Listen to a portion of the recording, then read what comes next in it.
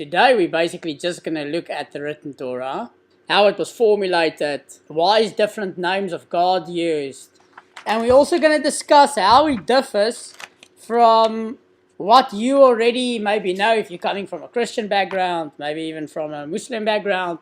Is a lot of people are used to the names that the Greeks gave our books, but Jews named the books differently. We name it based on the first verse and the name that's in that first verse. So the very first book starts with Bereishit bara Elokim. In the beginning, God created. That's how it's directly translated. So we call the book Bereishit. Where does the word Torah come from? The word Torah comes from the word Hora'ah. Hora'ah means instructions. And that is what the Torah is to us as Orthodox Jews. It's the instruction manual before leaving earth. It tells us what we need to do, what we can do, what we can't do. There's a famous question asked by the commentators. If it is an instruction book, why does it not start with the very first mitzvah in the Torah is prurvu, be fruitful and multiply? That you should procreate, you should fill the earth. That's actually the very first positive commandment in the Torah, but it's woven into the story of creation. There's various reasons given, but the main reason is to show that the Torah was given by God. God decides where people will go or where people will live, and God decided that Israel is the land of the Jews. The Rashi,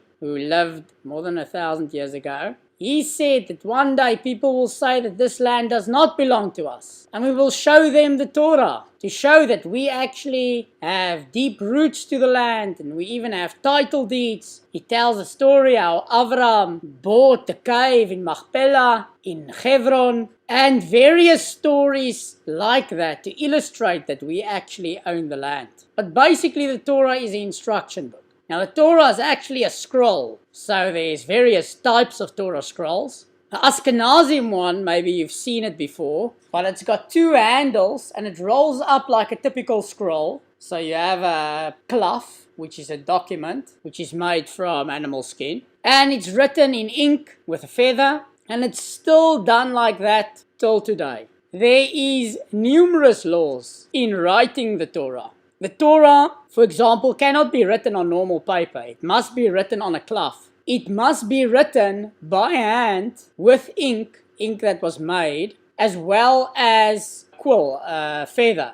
Until today, that is how the Torah is written. Every Torah that you've ever seen in your life is written in that way. It must be written by a righteous person that is shomer mitzvot, that keeps all the commandments. It must be a holy person. And there's various reasons for that. People that is shomer mitzvot, people who guard the commandments, wouldn't do things that would render the Torah pasul. Means that the Torah can no longer be read in a synagogue, and it's basically worthless to us because it's no longer the Torah. If the Torah misses a single letter, a yud for example, a yud is the smallest letter in the alphabet. The yud is also the numerical value of 10. If there is one yud missing in the entire Torah that was handwritten, if one yud is missing, we are not allowed to read from that Torah until the Torah is corrected. So there's severe laws regarding the writing of the Torah and also how the Torah should be treated. We complete the reading of the Torah every single year. That's why Orthodox Jews knows the Torah, the first 5 books,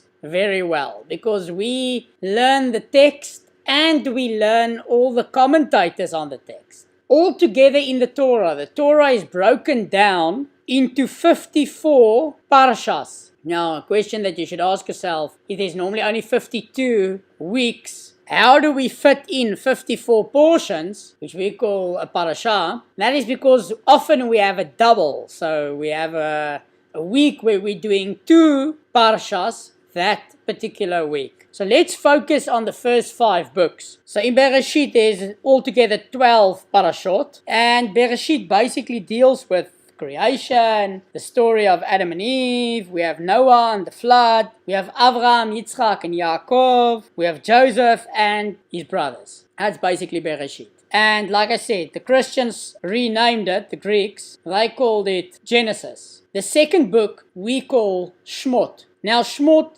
literally means names. Shem is name. You might get it from the name Hashem, the name, which is a name we use for God when we are talking idly. So Shemot is the plural of Shem. And that is because the very first verse starts with, now these are the names of the children of Israel coming to Egypt. So that's why the book is named Shemot, names. The Christians named it Exodus because the Christians felt that this book deals mainly with leaving, going out of Egypt, and that's why they named it Exodus. It takes 11 weeks to complete the book of Shemot, and it deals mainly with the slavery in Egypt, Moshe and the 10 plagues, the Jews leaving Mitzrayim, leaving Egypt, and the story actually takes place in the Bamidbar, in the wilderness, in the desert. It also deals with receiving the Torah at Mount Sinai. That's also where we get the first mention of the 10 Commandments. And also the building of the Mishkan, which is translated in English as the tabernacle,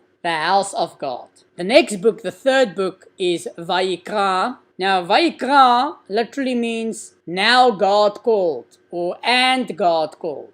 Vayikra. And that is because the very first verse starts with, now God called to Moshe and spoke to him from the tent of appointment, from the Mishkan.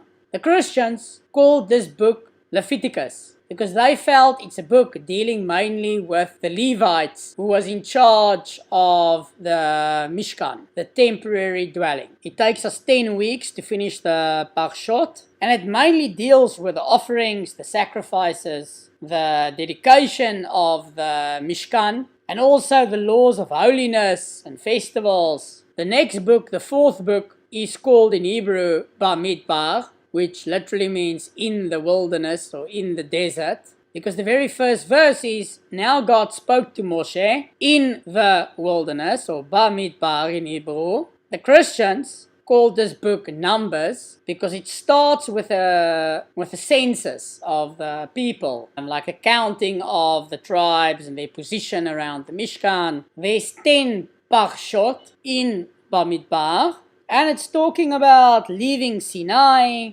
the mountain, as a nation. We travel 40 years in the wilderness because of the spies. And the last book is called Devarim in Hebrew, which means the words. It can also mean the things, and that is because the very first verse starts with, these are the words, Devarim, that Moshe spoke to all of Israel across the Jordan River.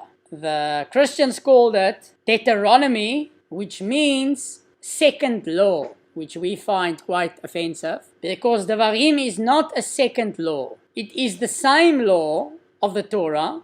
Many of the commandments is expounded upon, means it was given before, but now it's given over in much more detail. And there's also new laws in Devarim. It's got 11 parashot, and it deals with Moshe giving his final speech. He elaborates on the laws like I've mentioned, and he prepares the Jews for entering Israel. Its parasha is divided into 7 aliyahs. It also works out that way, that because it's divided into 7 sections, each parasha, you could actually break it down in the week. One section for each day. Many Jews study it like that. The chapters, like you know it today in the Torah, is not part of the Jewish tradition. It was the Christians, derived from the work of Stephen Langton, who was an English cardinal of the Roman Catholic Church, and he made the chapters popular. Jews didn't have chapters when the Torah was written. That's why in the Torah scroll there is no chapters. The Torah scroll is just Hebrew written with spaces telling us where new paragraph starts or new section starts. Jews normally don't actually refer to the chapters. We refer to the parsha. There's obviously a tradition that's been carried over of how we divide the Torah. Also, the Torah takes place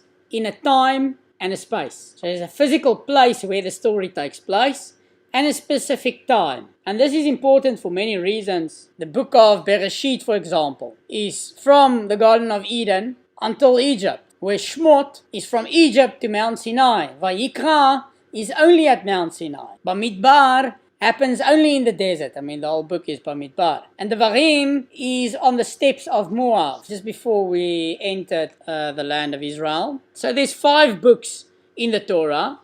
It's commonly known as the Chumash. This is a book you must have. You will see Chumash, the word Chumash, means a fiver. Chamesh is 5. Chumash is a fiver. And that is because it contains the 5 books of the Torah. So you will see that in the Art Scroll Chumash and in any Orthodox kosher translation of the Torah, you will see always the English on the one side, and at the bottom is the commentary, just on this very first line. So there's a lot of commentary. But the Hebrew, by Jewish law, must always be next to it. You also notice here at the top, the bait is bigger than any of the other letters. And the Art Scroll has preserved that because it cannot be changed. If Art Scroll were to print it in a different way, it will render it non-kosher. No rabbi will endorse it. On the other side is Onkelos. Onkelos translated the Torah from Hebrew into Aramaic, which was the language of the time during the time of the Talmud. Onkelos was actually a convert.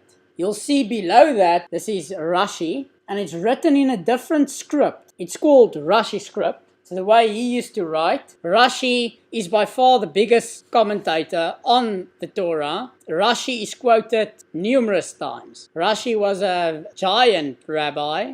He was a wine farmer, and he wrote commentary both on the written law, the Torah, as well as on the oral law, the Talmud. So by far the most extensive commentator known in the Jewish world. Now there's also a set from Rashi, which most Orthodox Jews own. I also obviously own it. Rashi mainly comments on the words. He's a linguist. So in Hebrew, once you know a little bit of Hebrew, one word can have different meanings depending on where the word is at in the sentence. What's before the word? What's the root of the word? It takes some learning. The English translation is as accurate as it can be. That's how I would describe the Art Scroll translation in English. Once you start learning Hebrew, you realize a lot of things that was missing to you when you were doing it in English. Another very famous commentator on the Torah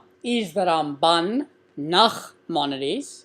The Ramban comments extensively. The Ramban also lived about 1,000 years ago. He was a doctor. He actually made Aliyah later on in his life. He moved to Israel. That time there was no flights, so it was a little bit more tricky than it is now. He's a more analytical commentator. Now there is a lot more commentators. So once you get to Hebrew, then you start to get these colorful books. This is called the Mikrot Gedolot, which is the big light. And this is all commentary in Judaism known to man is contained in the Mikrot Gedolot. There's many names for God in the Torah. Some of them you might know, some of them you might not know. There's only one name where I will hide the name because Orthodox Jews are not allowed to pronounce the name at all, not even in prayer, the name Yud Hey, Vav and Hey. We are not even allowed to spell it all together. That's why we always add a and. Yud Hey, Vav and Hey. Many people, when they use the name of God, when they want to teach or they want to give over a message, they will hide the name by, instead of saying a hey in Hebrew, they will use a K. That name appears in the Torah more than 100 times. And that name always is the attribute of mercy. The other name, which the Torah starts with, which is Elohim, you pronounce it, if you say it out, it's Elohim. That's also more than 100 times. It's the attribute of God, of justice. God is merciful. He's also a judge. It's also Baal Chesed, the owner of kindness. Now actually in Hebrew, a judge is called Elohim. When you do Sanhedrin in the Talmud, for example, the name is not hidden because it refers to a normal judge. But God is also referred to in the Torah by that name. And like I say, many people hide it with Elohim. Then there's also the name Elokai Israel, which is the God of Israel, which is mentioned 6 times. There's also Elokai Avichem, which translates as the God of our fathers, and that's over 5 times. So there's many names. We're not going to mention them all. There's a name that we use when we pray, which is Adonai, which literally means my master.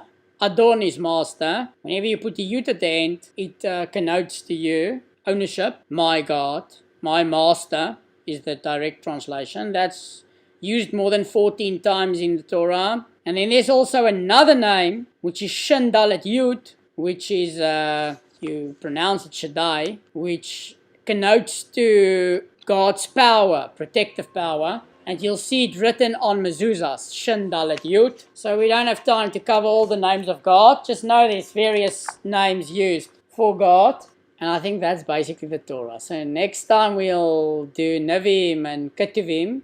Shavua Tov.